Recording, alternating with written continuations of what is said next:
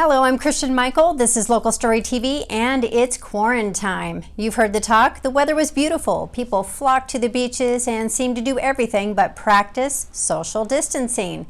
It seems we are just inches away, certainly less than 6 feet away, of having our beaches and walking trails shut down.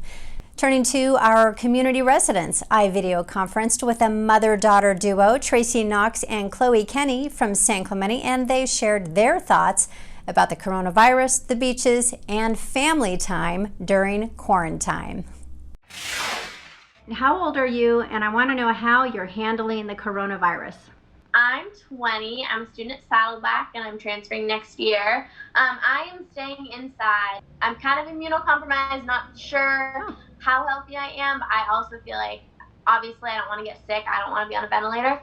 But I also feel like I have a social responsibility to stay inside because I could be carrying something and not know and get other people sick. Did your parents have to kind of sit you down and go, look, this is serious? Or on Tuesday, that was the day where they started cracking down and started placing more restrictions, and we started seeing like higher rates of disease in the United States, and that's when I realized this is serious. It's a pandemic. We haven't had a pandemic in 100 years, and I should probably stay home. Tracy, she sounds pretty convincing. What part do you think you had to play for her and her younger sister? Christian, Chloe probably teaches me way more than I teach her. So it wasn't hard to convince Chloe, but we're just a normal family, just like everybody else, you know, trying to navigate this crazy, weird thing. Younger sister, you know, it's a little bit more difficult. I think there's some more social pressures in high school, and friends are out there at the beach. We as a family have decided to protect all of us and to protect the other people out there that we love. You know, you two went to the beach the other day, right? We did. So tell me what you saw at the beach. I think you decided to leave because of what you saw, but take me through that whole thing. We got out of the car, and there were a ton of people, and we were trying to walk down the stairs at 2th Street, but I was trying to stay 6 feet away, so my mom was like, click, come on. And I'm like, no, there's people. We like sat our stuff down, and then we saw a group of 15 people. Like, they didn't come to the beach together, but they just all gathered to like talk about their dogs or something. And they're laughing and talking and like super close. And then there were groups of teenagers. The social distancing at the beach, you would think in a beach with the wide open area, everybody could find their space and enjoy the sun, enjoy the ocean.